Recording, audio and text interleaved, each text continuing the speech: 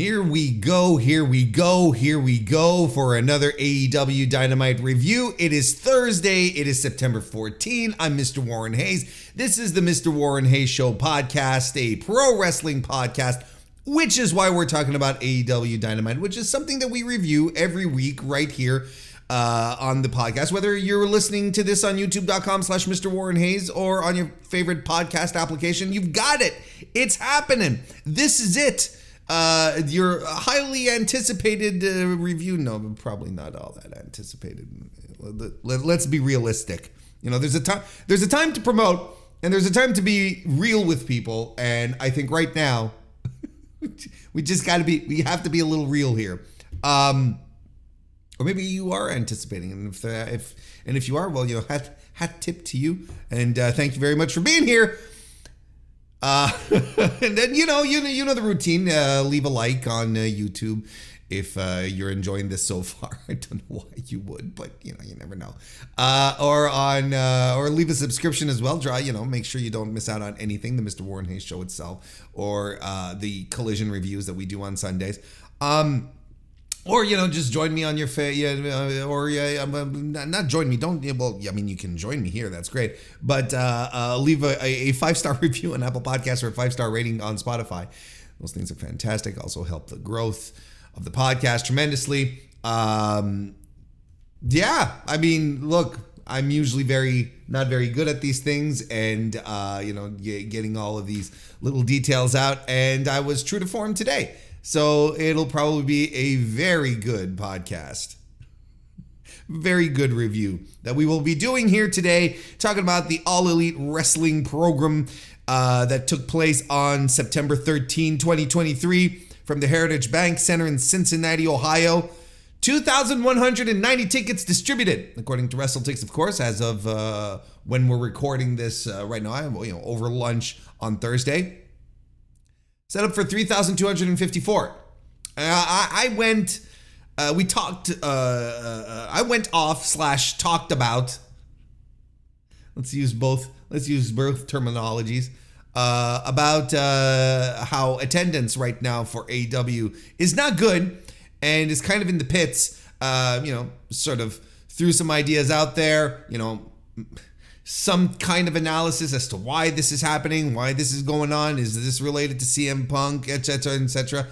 I've talked about this quite a bit on this week's Mr. Warren Hayes Show. So if you want some, look, I'm not going to reiterate the points, is what I'm saying. I'm not going to, spend another 30, 40 minutes here as well talking about stuff that I just talked about a couple of days ago.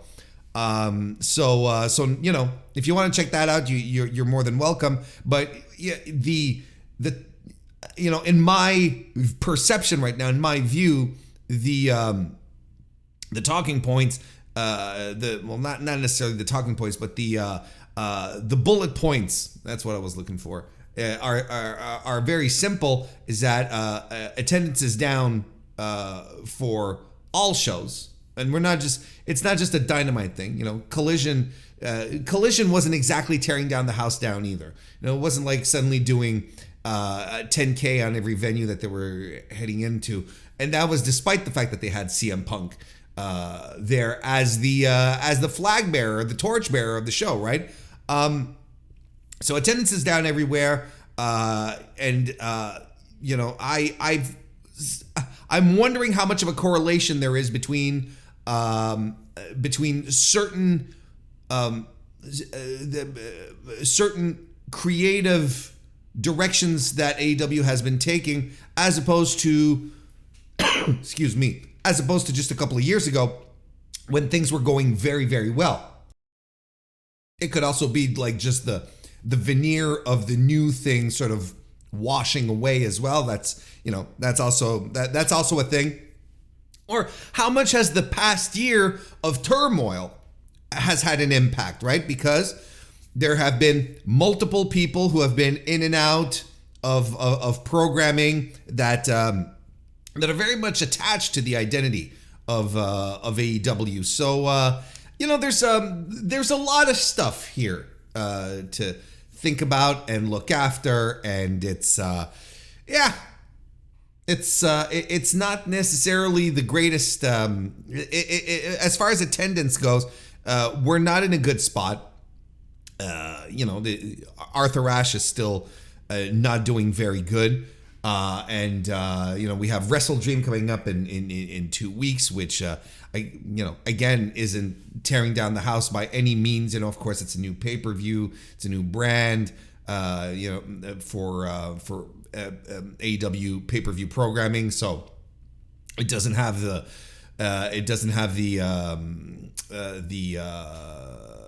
connection that it might have with the base, who might know more what to expect out of a Full Gear or a Revolution, so on and so forth.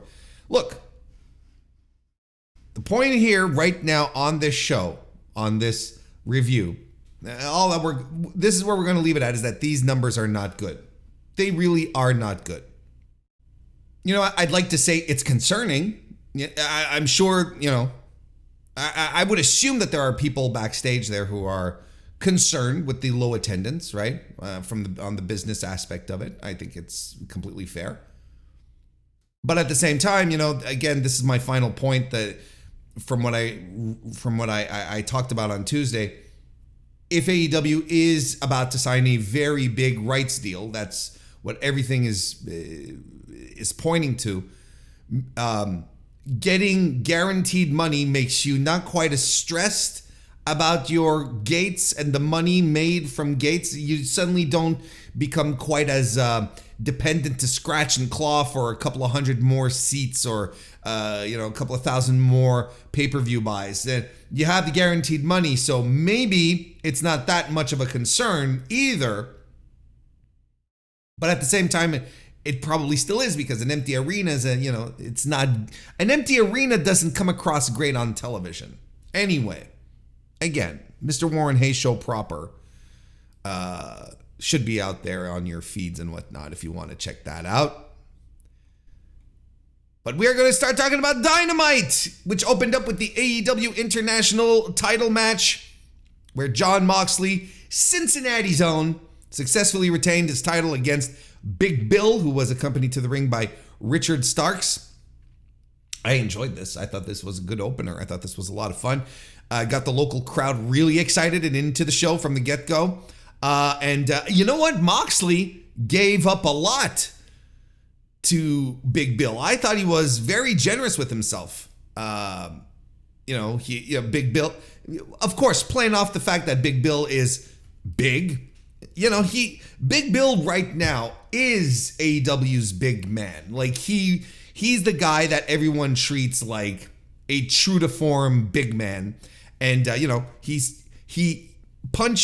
being Bill, punches Mox right in the jaw, and Mox, gets knocked off his feet. He lands a sack of shit as well on Mox. They brawl on the floor, and Mox gets thrown over the timekeeper's table. You see what I mean? He's just given a lot to Bill here, and he bleeds. And Jesus, boy, oh boy, does he ever bleed. Mox does, not Bill.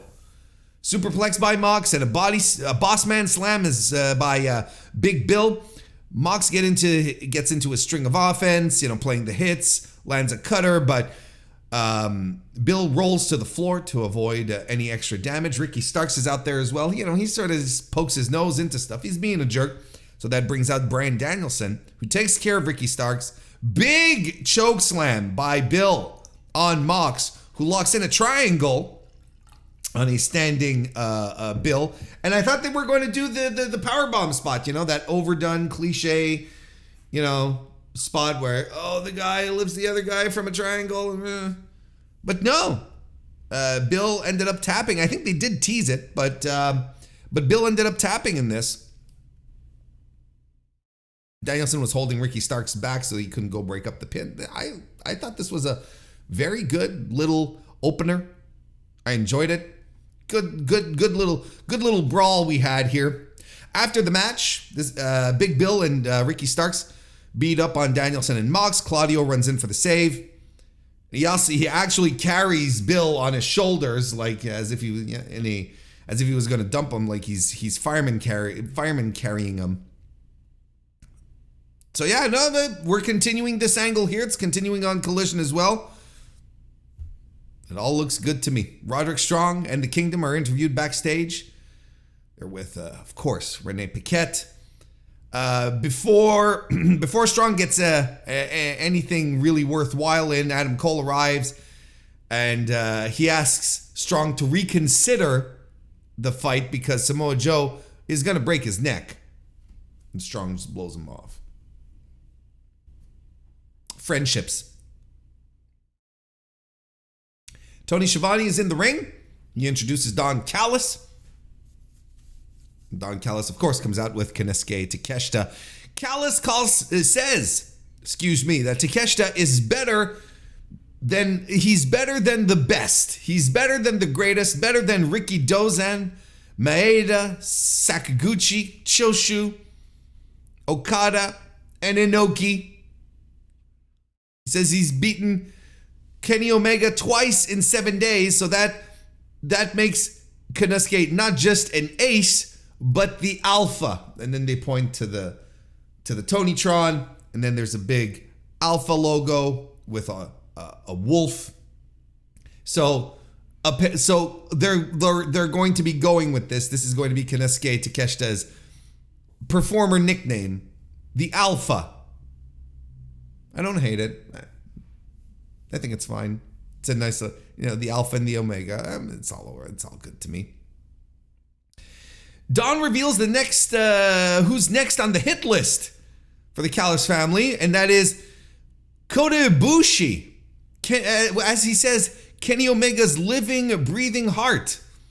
And the painting, which is in the ring, which was covered, the painting that we teased last week is here, and it is a painting of Ibushi cowering as Takeshita prepares to stab him with I believe the correct term is a wakizashi. Shout out to Mel Coleman, who's just punching them out.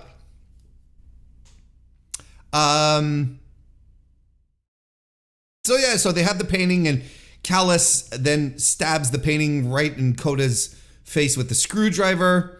And there's a bouquet of roses there. Oh, we got streamers and flowers and everything here in this one too. I forgot to mention when Takeshita was announced as being the alpha, we had streamers. We back in Japan. We were in Japan for a second here. Blackpool Combat Club are backstage. Danielson says he loves it when things escalate because they are escalators. Or something. He challenges Starks and Big Bill to a tag team match against himself and Claudio on Collision. Bring back Dave Taylor and you've got the Team Uppercut all back together again. Mox starts to talk, and then Phoenix comes in, and because he's fighting Mox for the international title at Grand Slam next week.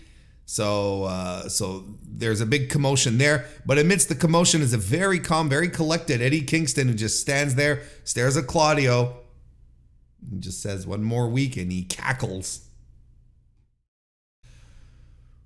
Renee Paquette is interviewing Hook backstage, and when I say interviewing, trying to get him to speak words. Orange Cassidy arrives. He says he's just walking around and he sees Hook and he was wondering why Hook is angry, why is he all mad? And Hook tells him he's a great champion. Orange says he is too. They fist bump. And then Orange Cassidy tells Renee that he is still so tired.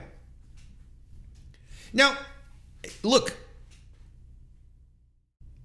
Remember last week when I said, you know what? I'd keep Orange Cassidy off television to sell the beating he took by Mox, right? Last week, he just came to the ring to say, I'm still going to be here. I'm like, all right. And then they use him this week, but in another pre-tape. I'm like, not a pre-tape, but a backstage segment. He didn't come out at all. He wasn't in front of the audience at all. Like, there really is no point to keep him on TV if this is all we're doing and he's coming in and he's doing bits. You know what I mean? I think it would have been a lot more useful for him to take time off, really sell the beating, because when he does return, when when he would have returned, blown the roof off the place. Then we had the AEW World Title Grand Slam 4-Way Eliminator, where Toni Storm defeated Britt Baker, Nyla Rose, and Hikaru Shida. Good little match, short as hell. Shida lands a springboard crossbody to the floor, German and hip attack by Toni Storm. Suplex by Shida, and after that, Britt Baker teases a super kick on her, and they're like, oh, tension. Yeah, everyone is friends. Everyone has tension with their friends in AEW. Friendships. There's a beast bomb by Nyla Rose. Shida avoids a beast bomb as well. Britt Baker stomps Shida, but Toni Storm rolls her up for the win. And after the match, Shida's a little mad at Britt Baker for having stomped her. Renee Paquette is backstage again. She's chatting it up with Saraya and Ruby Soho. Saraya congratulates Toni but calls her crazy. She says she's not going to lose her match next week because she's fighting Toni Storm, it turns out. So the outcasts coming apart at the seams. These friendships, more friendships. You see what I'm getting at? Starting to see a theme here? Oh, we're not done. Le Sex Gods make their entrance. Now, I want to address something here. Earlier this week, I believe Don Callis made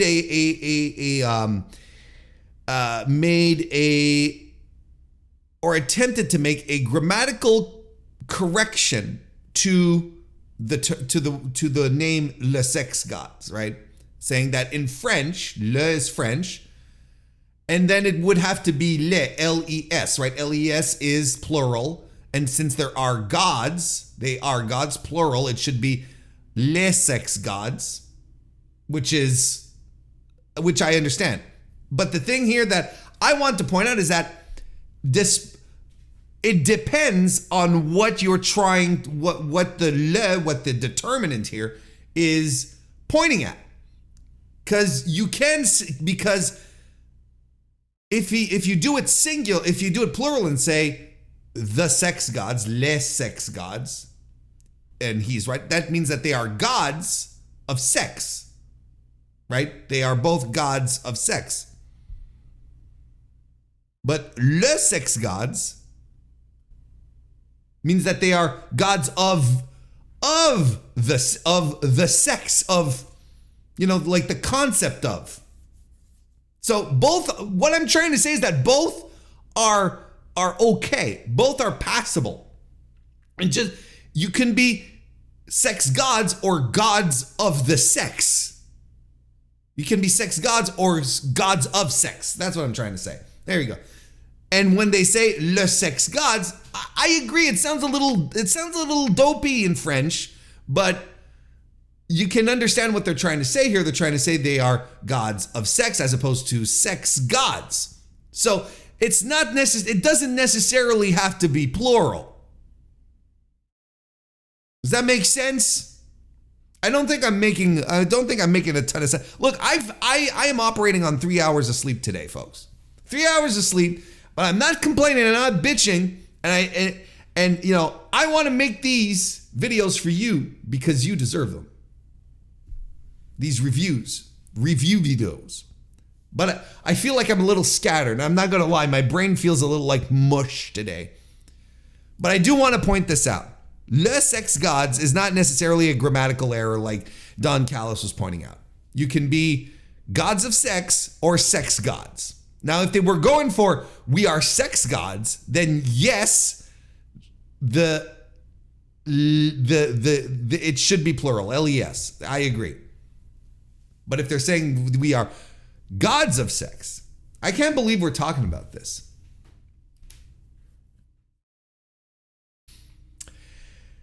Look, so they come down for the promo. I'm not breaking this down bit by bit. Okay, you've all seen it, but the key points are this: lots of history behind this match. They've been friends for 4 years. through highs and lows, thick and thin, ups and downs, so on and so forth. Jericho shows an emotional video package on the Tonytron. I'm like, okay, what are we doing? What's this about?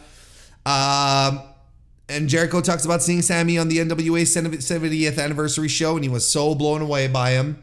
And he got Tony Khan to hire him. Shout out NWA. And then they're both exchanging pleasantries with each other and how they like each other because they're friends, see? Friendships. And they have to do what they can to beat each other. You know, because Sammy has to know if he can fly on his own, and the only way to do that is to defeat Chris Jericho, and Jericho is setting him up as his Sammy's litmus test. If you can beat me, you'll be a superstar. Well, because they're friends. Friendships. There's a theme. It's everywhere on this show. Friendships falling apart or friendship. Look, your main event for Wembley Stadium was built around two guys being best friends and having to prove to one another that, you know, despite the friendship, they could be on top of the hill, right? And that by, you know, whoever beats the other will bring out the best. And this is essentially the same thing. And then you have Shida and Britt Baker, who are, you know, at odds with each other.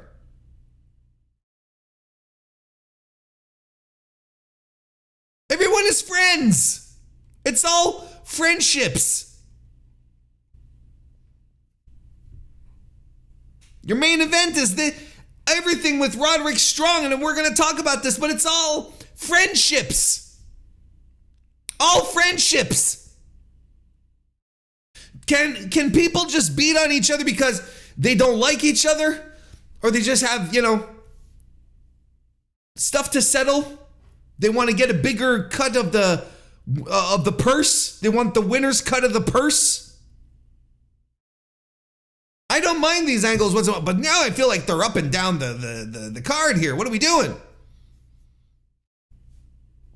We get an MJF pre-tape from last week after Dynamite, where basically they established that his neck injury is keeping him from traveling this week, so he's not in Cincinnati. But he takes the opportunity to talk shit on both Roderick Strong and Samoa Joe, and does the Steiner Math promo, because he's fighting Samoa Joe, but he does the Steiner Math promo to prove that he's going to beat Joe. And I am floored as to how flawless his execution was here. Just spectacular, lightning fast, didn't miss a beat, got all the inflections and tensions, and we even had Adam Cole playing Petey Williams in this one. I know the Steiner Math promo is a little played out. Everyone has seen it multiple times, and yes, it's funny, and yes, it's one of the all-timers, you know, but it's kind of like, you know, the cream rises to the top when it comes to Macho Man.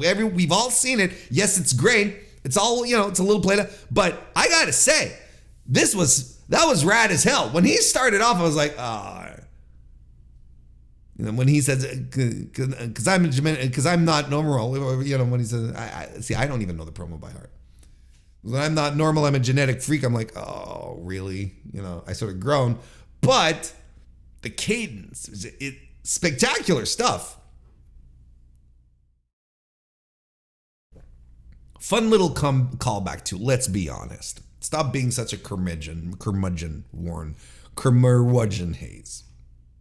Adam Page defeated Brian Cage. This was a great match. It was my match of the night. And we're getting moves galore on this one. Cage catches Page off of a Pescado, but Hangman reverses it into a hurricane. He even lands a tiger feint kick, and he seems impressed that he pulled it off. He's like, I didn't know I was able to do this. Look at that. Swerve comes out to check out the match outside in German by Brian Cage, which is always a fantastic spot. And he gets a good heat segment. gets a power slam in, goes for a moonsault. Page rolls out of the way.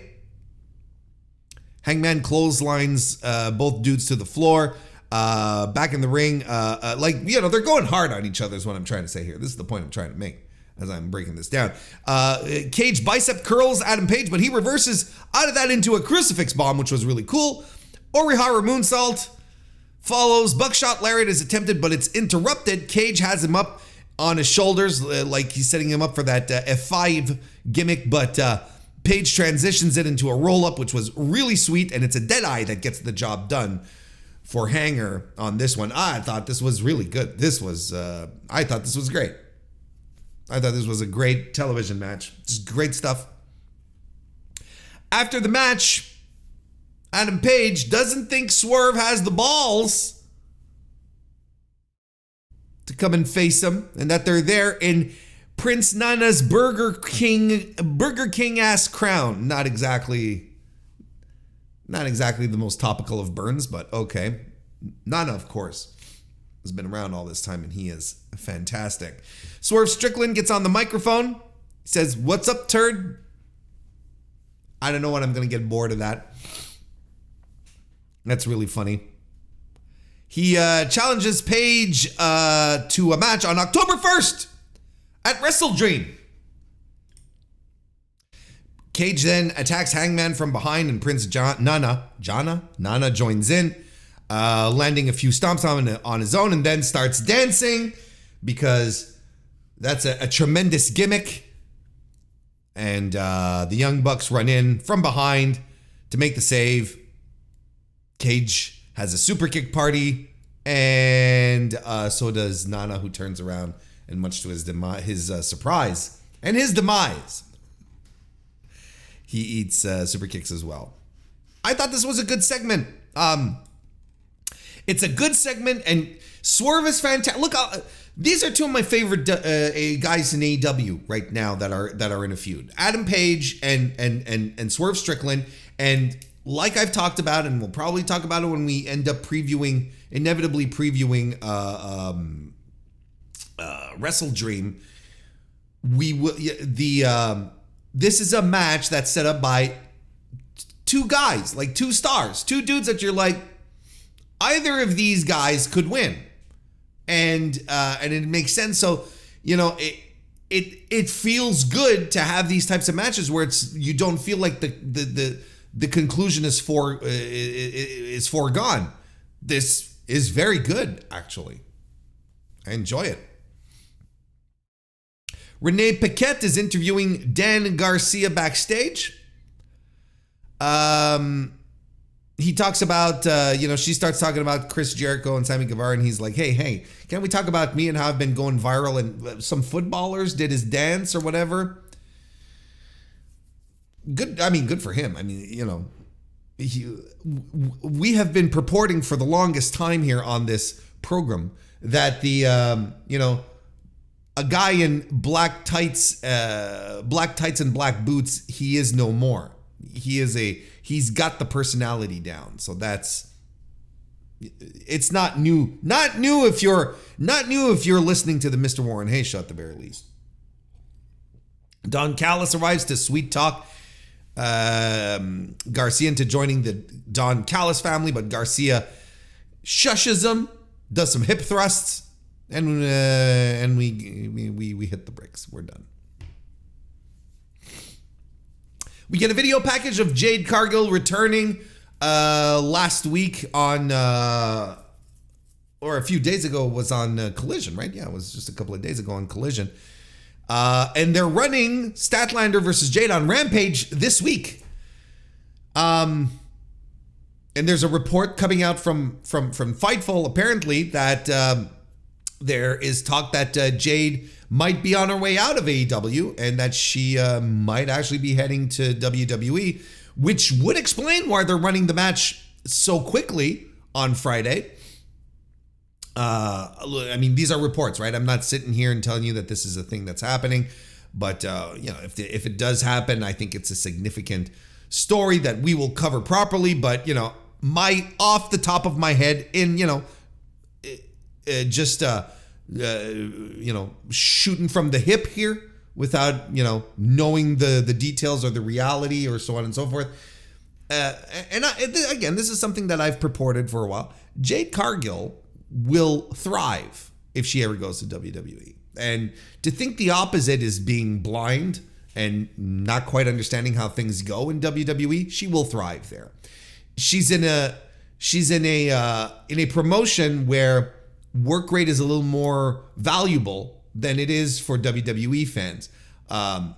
Jade has all the tools to be a true to form superstar, and I don't think like a superstar both in the Oxford Dictionary sense, but also in the WWE sense. They don't care that she's,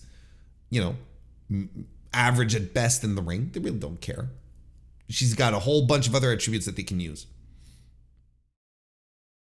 So, again, we'll cross that bridge when we get there. But as it stands right now, this is what's happening with her. We might just be seeing the end, the final, the swan song of Jade Cargill. But look, coming back, putting someone over in the before leaving the territory, you can't falter for doing the right thing, right? If this is what indeed is happening. Because look, who knows? Maybe this week on Rampage, she might just end up with the title again, right? Probably not. I haven't seen the spoilers, and we don't do spoilers here on the show. Darby Allin and Nick Wayne defeated 2.0. This was all right. Look, and I've got nothing much to add to it. Honestly, like it was fine, but I got no notes for you. Darby and Nick get a win. They both do stereo dives at the same time. Darby does a dive to the floor. Coffin drop by Darby. After the match, though, Christian Cage, who was on commentary during the match, he gets on the house mic, says Nick's mom doesn't post enough bikini pics on Instagram, but he slid into her DMs nonetheless. He challenges Darby and Sting, versus himself and Luchasaurus at Grand Slam next week. So there will probably be more friendships angles with AR Fox. Friendship angles everywhere. Tell me when I'm telling lies. And then this leads us to the main event where for the AEW World Title Grand Slam and Eliminator Tournament Finals, Samoa Joe defeated Roderick Strong. I enjoyed this match a great deal. Joe was just throwing Roderick around, and Strong lands some chops, but Joe manages to overpower him because let's not forget, Roderick Strong's chops, they're some of the most severe in the biz. And this gets real physical, and I'm liking it. But Joe is he's fucking manhandling Rod. Strong picks at Samoa Joe, missile drop kick. Joe with the Manhattan drop kick senton sequence and the running elbows and a knee strike by Roderick Strong, which is always a good time. Uranagi by Joe. The Kingdom interferes. Roderick Strong is able to get off an Olympic slam here on Samoa Joe, but the Kikina clutch gets the job done. Of course, Strong, just like his previous match in the tournament, wrestled without the neck brace. Joe here at the end of the match cuts an excellent promo for next week, saying that the prophecy has come true and he's fighting MJF. And I know a lot of people were expecting Roderick Strong, but honestly, I think this is the better match, the bigger match for Grand Slam, and it might generate a little business because Joe is cool as hell. Samoa Joe is cool as hell, and I want to preface. I want to just add a little something here. I feel like I touch on this a little bit every time, but here we are again. There was a time people were saying Samoa Joe is washed. He can't do it anymore. And I think that this stemmed from his stint in WWE, where people, things are a little more boxed in, right? You have to follow certain patterns and whatnot, and it didn't quite work for Samoa Joseph. But he's not 2005, 2006, 2007 Samoa Joe. Like, he's not that guy anymore, and he'll never be that guy anymore. He's old. His body took a lot of beatings, but he's adapted what he's able to do into what he is today. Just the coolest bastard on the block, and with these explosive bursts of offense where you're like, how is he pulling this shit off? How is he doing this? Every time. And that's tremendous. He knows how to work a Samoa Joe 2023 matches light years away from what he used to do 15, 17 years ago, whatever. My math is terrible, per usual. You get what I mean. They're completely different things. But a 2023 Samoa Joe match is still tremendous. And it is still good. And to think that people, people legitimately believed that this guy was done just a few years ago. He can't do it anymore. He's out of shape. He's slow. He's found his pace. He's tremendous again. Just the coolest guy. So he cuts his promo. He leaves. Adam Cole makes his entrance. And then as Adam Cole approaches the ring, Roderick Strong sees him, and he's being attended to by the Kingdom. And Rod just he sees him, and instantly, the minute he sees him, drops to his back going, ow, ow, and complaining and overselling. And he gets stretchered out as the Kingdom they're going after Adam Cole. They're just berating him. They're like, no, get the fuck out of here. You were never here for him. And quite honestly, Roderick Strong is funny as hell here. He's like, Adam, I can't see you. He's on the stretch. He's going, Adam! What a perfect, when commentary was saying he's a manipulator and so on. There you go. This was tremendous. So they gurney him back. They stretcher him back next to the ramp coming down. So Adam Cole and the Kingdom are playing defense here. They're pushing Adam Cole away. They're like, no, you're not coming close here. So Adam Cole is climbing up the ramp, and he's sort of shouting down at the Kingdom, who are shouting back up at him. And then Samoa Joe just comes out of nowhere and Kakina clutches Adam Cole, just like he did that one time in NXT, and telling to the camera, Max, I'm going to take everything from you. Friendships.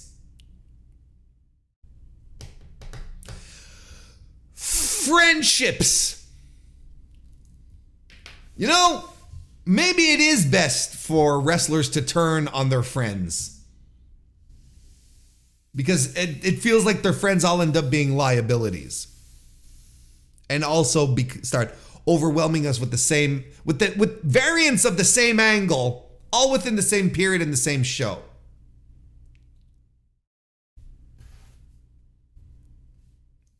I don't want to sound too down. I thought this was a fine episode of Dynamite, an okay episode of Dynamite, that had good wrestling, lots more good stuff than not. I think some of the promo stuff tonight it didn't quite speak to me, the Chris Jericho stuff and the feel good, warm things. They're going really hard into making us feel like this Sammy Guevara thing. Here's my official prediction for Grand Slam for this match. I think Jericho wins, because Jericho's standing there. I know I'm doubling back on the promo. We've already talked about it, but Jericho's standing in the ring and he's saying, if you want to be the best, you have to beat me. And they're like, motherfucker, Jericho, you haven't won a singles match in any big circumstance for months. Who has been talking about that on this review show and on the MrWarrenHayes podcast? Well, it's Warren Hayes because it's my stuff. I've been talking about this on a regular basis, where Jericho needs some heat back. Because all he does is fucking lose. So now he's in the ring telling Sammy Guevara, hey, Sammy, if you want to be the best, you have to beat me. Well, you know who else beat you? Chris Jericho? You know? Ricky Starks? Is he the best?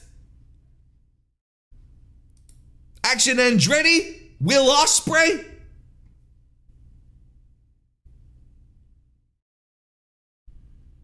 What am I forgetting? Yeah, like Darby Allin, right?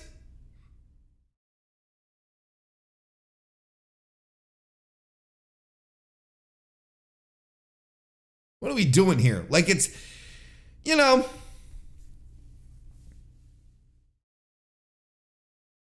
I've been saying, look, Jericho needs some heat back. So my prediction for Grand Slam, Jericho wins. Sammy's gonna go have a baby. Let the boy go spend some time with his lovely bride and their newborn girl. Just spend a couple of weeks together. These opening moments they're crucial and they're important. And then fucking have Jericho just be I hope he wins in shit heel fashion, is what I'm saying. I hope he does it completely dastardly. Because if the plan is to make, I should have talked about this earlier, but like I told you, I'm working on 3 hours of sleep here. Help me out here, guys. Bear with me. Because if the idea is to make sure that Sammy Guevara stays a babyface, Sammy Guevara as a babyface is one of the hardest fucking sells in pro wrestling. And at this point, I think Tony Khan sees it as a personal challenge. He says, I'm going to get this guy over as a babyface. Whereas everyone is like, no, he's such a better heel. What are you doing? So you have Sammy lose like hard. Even have him do a stretcher job if you want, you know? And Jericho is he's a son of a bitch. So when Sammy does come back for ultimately what we could assume to be a pay-per-view match, well, he's been away, he's got the crowd sympathy, and he comes back. The babyface Sammy is still a terribly hard sell. It is. Ending this review is very simple, though, because I just have to say, we're done. I don't have to check with anyone. I don't have a producer. I don't have, someone, a timekeeper. I can end this whenever I want. I could end this right now to be a little abrupt. But we're still going to end it. Not just as abruptly. I'm going to take the time to thank you all for joining me today on the AEW Dynamite review. And I hope you enjoyed it. And, I'll give you one last pitch for a like. And some ratings and some reviews, wherever you can drop those. Again, they help grow the podcast tremendously. And I'll also inform you that I will be back on Sunday for the Collision review and back then on Tuesday for the live recording of the Mr. Warren Hayes show, which happens on youtube.com/MrWarrenHayes at 7 p.m. Eastern. And I hope to see you there. That's what I'll do before ending the podcast, which I'm going to do right now with my usual greeting outro. I'll see you next time.